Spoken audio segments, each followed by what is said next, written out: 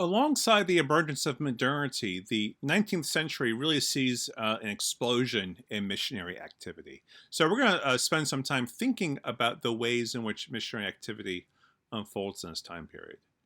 One of the things from the Protestant angle to be aware of is that it's really only in the late 18th century that Protestant missions really begin to flourish. There certainly is other activity prior to then, but this is really the heyday of the movement. So, missionary societies are developing in a number of different contexts. It's worth knowing about a few of these. One is the Baptist Missionary Society, founded in 1792 by William Carey, who's a very prolific missionary to India, who we'll be exploring in another session. The London Missionary Society, founded in 1795 by Congregationalists, Methodists, and Presbyterians. What's notable here is just to see that this is a ecumenical missionary society. Missions and Protestant ecumenism, that's Protestant collaboration, go hand in hand. So the ecumenical movement, in many ways, arises out of collaboration in missionary contexts. From an Anglican perspective, we have the Church Missionary Society, established in 1795 by Charles Simeon. This is an evangelical Anglican-informed movement who are broadly active in West Africa and East Africa in particular, and also parts of the Indian subcontinent. And then from a United States perspective, we have the American Board of Commissioners for Foreign Missions, established in 1810 by Congregationalists. The ABCFM is very active in mission in the Western United States and also in the Pacific region. So areas like Hawaii, Fiji, other Pacific islands are missionized by Congregationalists from New England. So that just gives a sense of the range of missionary activity. Mission activity in these missionary societies have very popular support, even though there frequently is no official support from church structure. So while I say that a movement might be Congregationalist or Baptist, often there's no centralized funding. Rather, these are what we would call voluntary societies, where people give donations as they can to these outfits. Often it's assumed that missionary activity and colonial activity go hand in hand, that the missionaries come with the colonizers. If we look more carefully at the evidence, it seems that often colonial governments did not like having missionaries around, mostly because missionaries have moral conscience and would engage in critiques of abusive colonial activities. This is not to say that missionaries did not also have their own failings.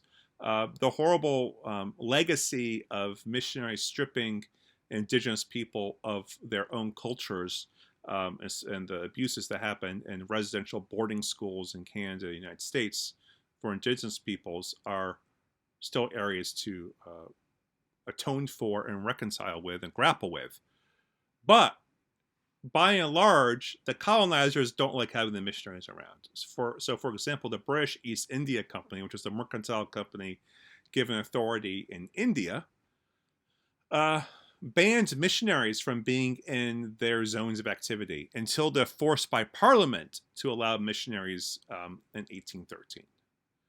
So the economic concern of colonizers and agents of empire don't mesh well with the missionary concerns and the evangelistic concerns at play. From the Roman Catholic perspective, mission has been an ongoing feature of Roman Catholicism in the modern era, as we saw with our exploration of Roman Catholicism as spread in the Americas. This crystallizes in 1622 when Pope Gregory XV establishes the Congregatio de Propaganda Fidei, or the Congregation for the Propagation of the Faith. And this puts all missionary activities outside of Europe under Roman authority. What this does is it ensures that the Pope knows what's happening and the papal offices know what's happening, but also frees the missionaries up from being under colonial authority, whether it's in Mexico or Angola or in other zones like the Philippines. This then again gets the missionaries out from being pawns of the economic enterprises of colonizers. And the papacy gives instruction to not impose national identities on churches. As I say, if you're a French missionary or a Spanish missionary, you go somewhere else, don't make that population look like a French church or a Spanish church or a Portuguese church or an Italian church. Make it look like a church authentic to that place. And as far as one can, incorporate cultural practices. So we often assume missionaries aren't sensitive to cultural issues, when in fact we have fair evidence that this was an ongoing concern, even if it does not always get fully realized in practice. But it's very plain to say that we can tell a difference between Mexican or Brazilian or Filipino expressions of Roman Catholic identity distinct from, say, French, Spanish, or Italian expressions of identity. What I like to do is now spend a little bit of time thinking about 4 different theories of missionary activity that helps us see kind of different sorts of visions of how Christianity from Europe or the United States interacts with local contexts. So one is from Henry Venn, who is really the chief architect behind the Church Missionary Society and Anglican missionary theology at the Church of England. He distinguishes missionaries who bring the gospel to a specific culture from the pastors who nurture new Christians. So a missionary proclaims the gospel. A pastor attends to a congregation. So he argues that you don't need to be ordained to be an effective missionary. You ought to be ordained to be an effective pastor, though. So he wants people to go out and be missionaries who are simply effective at doing that. And he especially wants, as much as possible, local evangelists to local cultures to do the missionizing. So if you are in a place like Nigeria, you want someone from the Yoruban culture to missionize to fellow Yorubans. He develops what's known as a 3-self theory of mission, that churches ought to have 3 aspects to them when they're established in a new place. They have to be self-supporting as a way to sustain themselves with local resources. They have to be self-governing. As soon as possible, they ought to be not dependent on colonial churches or outside missionary structures. They should be their own people governing themselves. And they should be self-propagating. That is, mission activity should then go out from the new church out into the culture, not to have the outsider, the person from England or elsewhere, keeping on doing the propagating or missionary activity. And so here he has a real vision of indigenous churches being established, of indigenous bishops, of local catechists and missionaries and evangelists. This is a vision for Anglicanism that really only gets fulfilled about a century or half a century after his death in a post-World War II context. But again, that's something we'll be reflecting on more in a different class. His real goal then is what he calls the euthanasia of mission.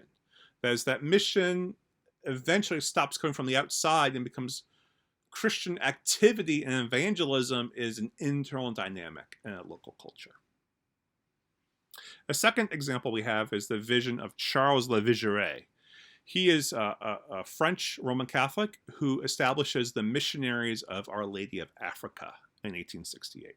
They're known as the White Fathers because their first mission activity is to Algeria after it's been conquered by the French Republic. And they wear white robes, which resemble the ways in which men dress in the desert climate of Algeria. So they're actually trying to blend in with the local culture. The mission goal here is the insight that the best way to evangelize a local population is to live as they do. So emphasizing that these missionaries will live as Africans, will live as Algerians. And so the missionary priest needs to have some rather important virtues. The virtues of poverty, mortification, that's things like fasting and self-denial, obedience and charity. That's so a life that is denying the self for the sake of others. And so by living out a completely sanctified life through prayer, preaching, and charity, this will create an attractional pull to the local African populations. And so Lavigerie has in here a notion of adapting a lifestyle to local culture, but he also has a critique of local culture. He wants there to be a conversion from what he sees as the barbarism of the local culture to higher degrees of civilization that only Christianity can provide. Algeria is a Muslim country traditionally at this point. And so there's also very much a French colonialist mindset at play here, that Islam, Algeria are equivalent with barbarism because they're non-Christian, and civilization is equated both with Frenchness and Christianity. And so part of what he's trying to do also is to create a Christian kingdom somewhere in equatorial Africa that would be a successor to the early African churches that themselves have been lost to Islam. So even though he has this vision of adaptation to local culture, there's also this underlying cultural superiority at play and a theology of replacement of one tradition with another, or a theology of recovery. So that's a second vision of mission at play here. Our third vision of mission is a Russian Orthodox vision, which is around creating attraction to the gospel. So the Russian Orthodox Church made choices about where to engage in missionary activity and where not to, based on how receptive the local culture is seeing. So there's a very vigorous missionary activity in Alaska when that is under Russian possession, but not in Central Asia, where the Islamic majority population does not appear receptive to the message. So when Russian monks go to Alaska as missionaries, they use their spiritual practices as the key mode of attracting the indigenous populations. One of the first missionaries there, Seraphim of Sarov, stated famously, "Gain peace and thousands around you will be saved." That is, know the peace of Christ and embody it, and that will draw others into the message of Christ. Another prominent missionary in Alaska, Bishop Innocent or Saint Innocent, had very simple guidelines to his monks there. He said, do not do some things. Do not represent the Russian government in your behavior. Do not immediately condemn cultural differences without first understanding them. And don't be overly didactic. That is, don't go in there telling people what they ought to do and ought not to do. Listen first and respond later. So the things one ought to do then are, as I said, listen, hear deeply, answer, that is, respond out of a position of truthfulness and charity, and truly wish everyone well. That is, to engage in loving relationships with those around you.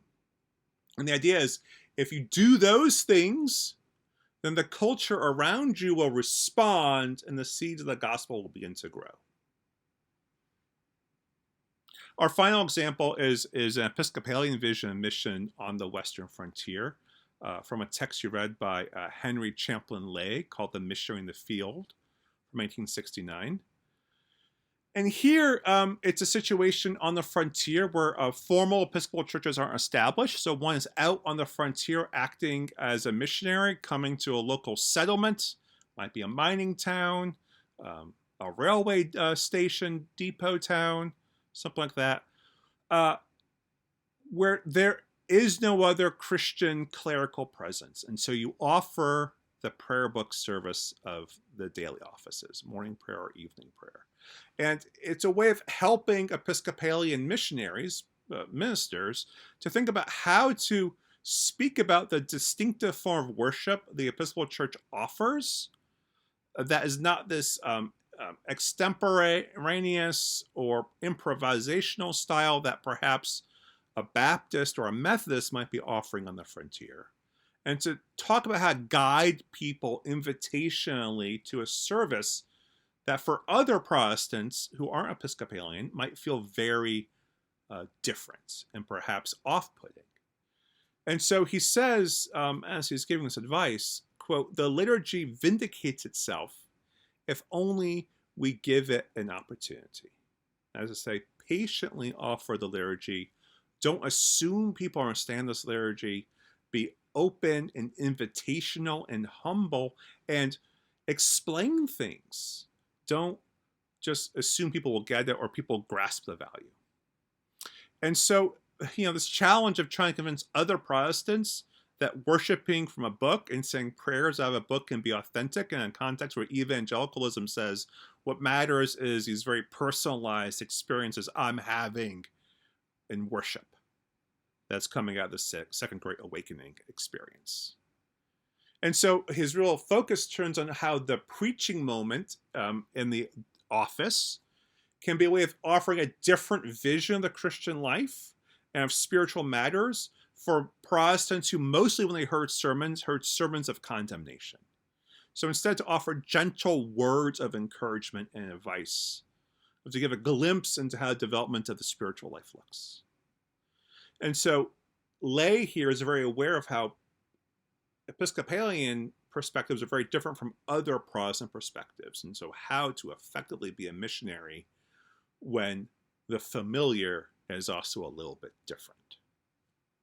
So I hope these 4 visions of mission give you some insights into the real diversity of mission theory and maybe help you reflect on how mission might be effectively developed in a contemporary context.